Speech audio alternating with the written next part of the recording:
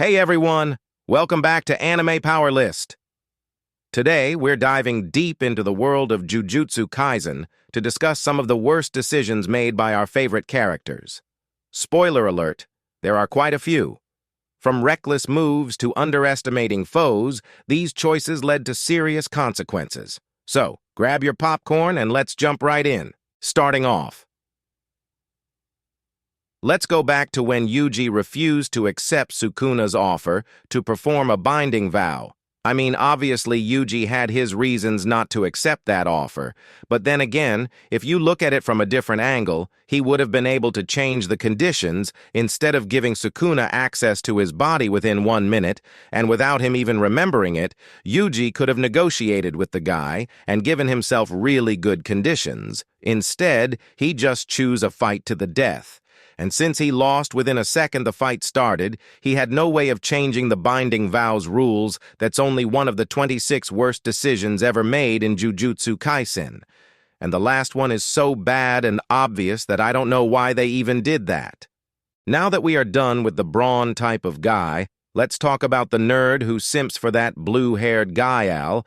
Mekamaru was super smart and talented, but he was also undoubtedly super dumb for striking a deal with Mahito and Geto. Not to mention, he was the reason why Choso and his brothers were resurrected and why the school lost Sukuna's finger when Geto's buddies infiltrated Tokyo Jujutsu High. Now, while it's true that the benefits of him striking a deal with Mahito were amazing, the cost of that decision was astronomically. Not only did he die 3 minutes after regaining his body, but he also got a lot of people killed when the Shibuya incident happened because of all the info he leaked. Bro didn't actually think he could beat Mahito and Geto. Another big mistake that led to so many deaths was Gojo, or possibly the Jujutsu High decision. Not to get rid of Geto's body for good in the movie. We see Geto walking away from the battlefield half dead, and Gojo ending his life after that. But this is, were they messed up instead of getting rid of it, aka cremating it the way it should be done traditionally in Japan? They didn't. Because, hey, what could a corpse do, right? Well, apparently someone was drooling just to get their hands on Geto's corpse, and a few years later their decision to keep Geto's body came back to bite them in the butt. And just like Mechamaru, Junpei also made a bad choice in trusting Mahito, although in his defense he was emotionally vulnerable at the time after being bullied relentlessly. But still, a bad decision is a bad decision. Nonetheless, because how could you trust a guy that had stitches? All his face in the end. His decision to put all his trust to a patched face no one else could see led to his mother's death and eventually his death as well. Not to mention Junpei's decision also gave Itadori mental trauma after Mahito turned him into a off-brand version of Perry the Platypus. And it didn't stop there because the next one is sending Megumi to retrieve Sukuna's finger from Yuji's high school now in other shows, as well as manga that we all love to watch and read. The first rule is never to send a rookie to retrieve an S-class item, but since the higher-ups decided to send Megumi on a finger hunt, the mission ended in the worst possible way, dragging Yuji into the whole complicated mess of the Jujutsu world. I know it was an essential part of the story, but it was still a bad decision because Sukuna's finger was super dangerous. At the time, Megumi was a grade 2 sorcerer. They could have at least sent him with the second years. But I'm not one to hate on Gojo, but hey, I guess even the strongest can also make worse decisions too, right? Which leads us to the next one. Now. Geto was his dearest friend, and he was conflicted on whether to kill him or not. But let's be honest, if he hit Geto the moment they met, in the station, or when Geto literally came to Tokyo, Jujutsu High with a red, blue, or purple, none of the problems they had now would exist again. I know it's for the plot, but it would be much more logical to eliminate the threat while it's still small, rather than wait till it becomes too complicated to deal with, which is what literally happened. Again, for the fangirls out there, I don't hate Gojo. As a matter of fact, I love it when he flexes his overwhelming strength, but that's as long as he gets the job done after flexing, not killing Jogo. when he had the chance was absolutely one of his worst decisions ever. I get he was trying to get information on the talking head, but don't you think he could have done it somewhere safer? I mean, like after fighting, he leaves the battlefield and takes Jogo's head to HQ or something. Nonetheless, not killing Jogo came back to bite Gojo hard in the Shibuya incident arc, and it led to Nanami getting killed. This next one is also on Gojo keeping Yuji alive now. Again, I know it's for the plot, but I have to agree with the higher-ups on this one. Their insistence to kill Yuji immediately was a very good decision. The moment Yuji showed he was capable vessel for Sukuna was the moment he drew a big target sign on his forehead. I mean, as you can see in the later episodes, Yuji being Sukuna's vessel has done so much more harm than good to literally everybody around him. Gojo did make a great point for keeping Yuji alive as a vessel, but in the end, as the story progressed, the cost greatly outweighed the benefits. And we're not finished with him yet. Now we circle back to Gojo's #1 worst decision in this series, and for those who have not read the manga, well, cover your ears unless you want to be spoiled. Gojo had the chance, and he had it in the bag. Even the narrator already announced he won the fight when he obliterated Mahoraga and Sukuna with his suicide bomb tactic. Sukuna was basically in his last breath. Gojo could have dealt with him as the king of curses struggling to stand up, but no. He just had to have his monologue.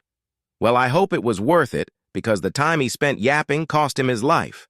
Okay, so this one is connected to the decision to keep Yuji alive, because honestly, they really did explain that. With Yuji eating the first finger, he could act as a radar to find the other fingers, but they could have approached everything with a little more restraint.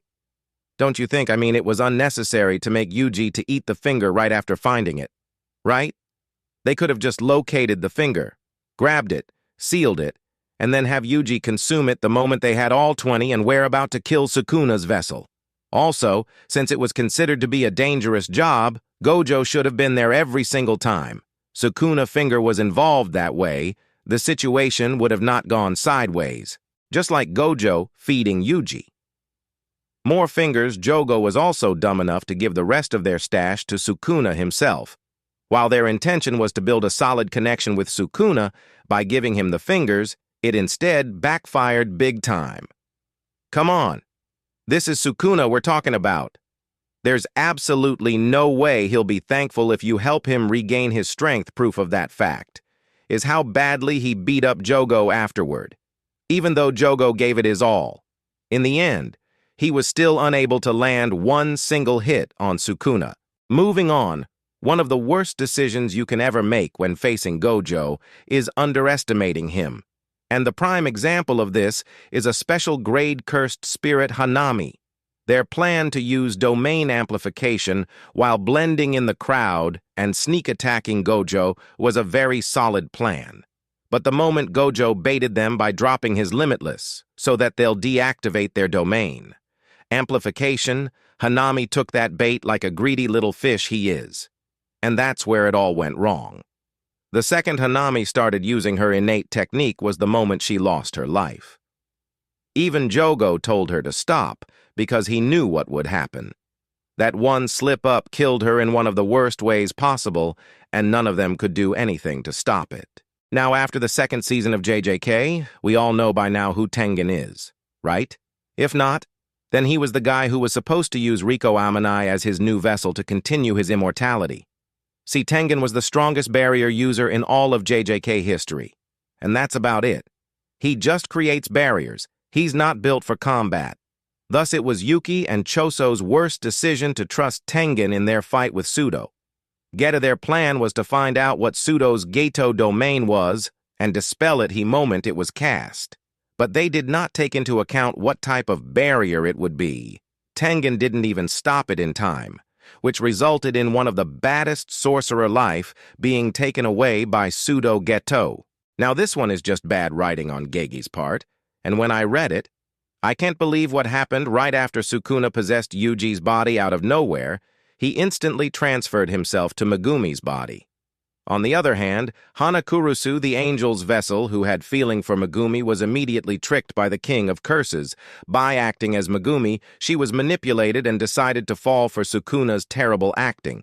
In the end, she was lured into a loving hug that ended in Sukuna biting down on her body, and he straight up tore her arm off. Even the angel knew it was a trap, but she could not do anything since Hana was not thinking straight because she saw Megumi as hot bod. But the next one is a moment where everyone just laughed. I love Miwa as much as the next person, and I hate it when she calls herself useless. But her decision to go up against Kenjaku was one of her worst decisions ever. Pulling up on the scene with her new shadow-style quick draw technique was a sight to see. Up until Kenjaku caught her sword like it was nothing and snapped it with his bare hands. She even had a binding vow and everything. But I think she forgot the person she was fighting was special grade and a sword's not going to change anything. And here's another dig at Miwa. And again, I don't hate her. Okay, in Season 1, trying to fight Maki, one-on-one was her first bad decision during her debut because honestly, she did not look good in that fight. She was catching hands left and right from someone who did not have cursed energy. I mean, Miwa failed to realize that a non-cursed energy user was part of Tokyo Jujutsu High. Not as a staff, but as a student. That fact alone should have made her reconsider her decision to take Maki on alone. In the end, Maki showed her what's up with little to no effort. Speaking of someone with no cursed energy, next up on the worst decision list is a throwback on Gedo lighthearted moment with the star plasma vessel, Riko Amanai. I know it was a really heartfelt moment where Riko decided she did not want to become Tengen's vessel, but that was literally not the time and place for that moment. You have to remember before all that Gedo and Riko literally just saw someone stab Gojo in the throat, and that was a big message to be careful. I get that.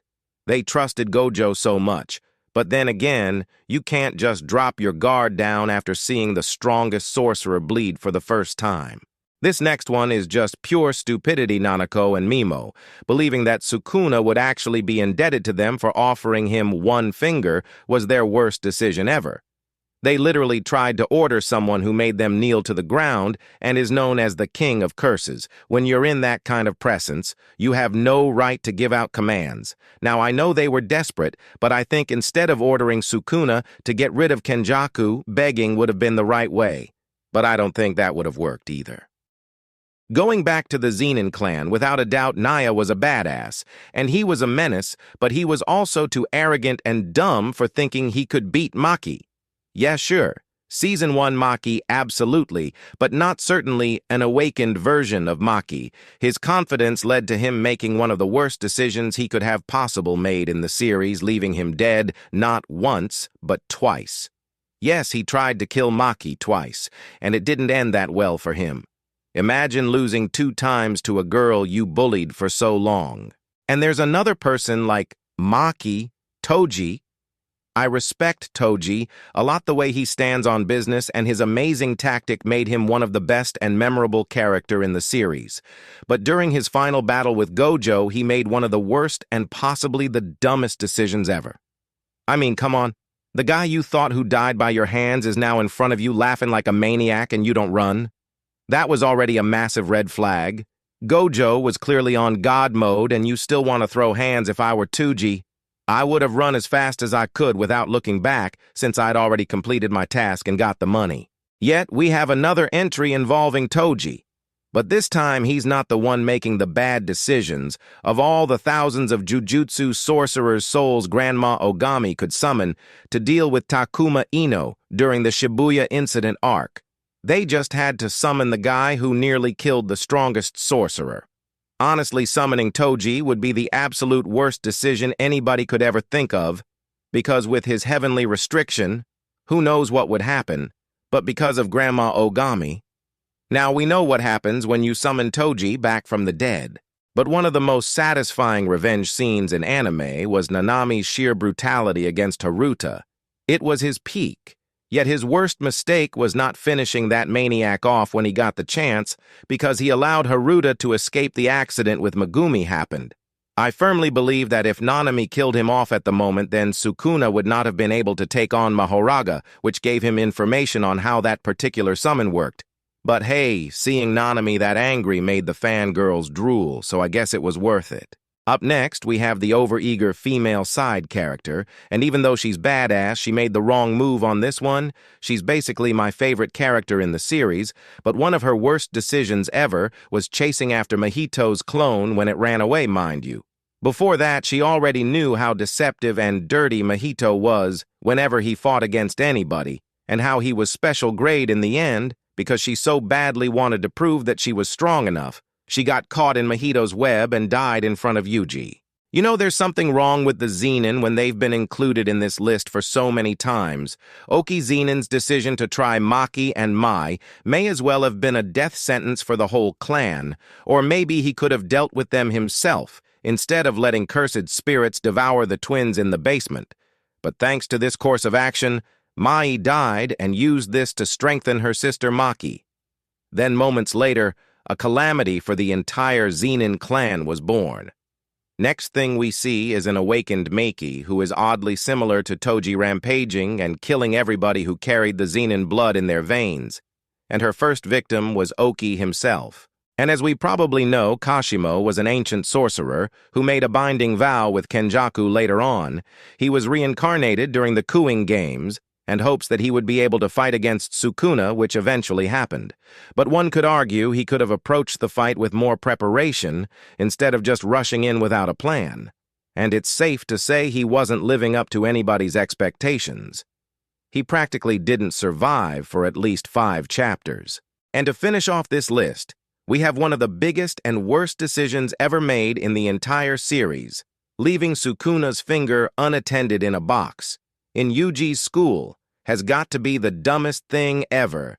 Jujutsu sorcerers know how dangerous the fingers are. Gojo explained later in the series that destroying them was pretty impossible.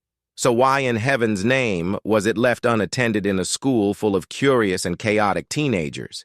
If they had taken an extra amount of care in storing those things, the incident that dragged Yuji into the rabbit hole filled with death and sorrow would not have happened if it wasn't for all this dumb decisions. None of the heartbreaking stuff would have ever happened to all the characters, but we wouldn't have gotten a banger anime as well. I know full well that we were done for the sake of the plot, and that it was necessary for the characters' growth. I just think some things could have been done in a better way, but what do you think? Did we miss any more of the worst decision in the series? Let us know in the comments.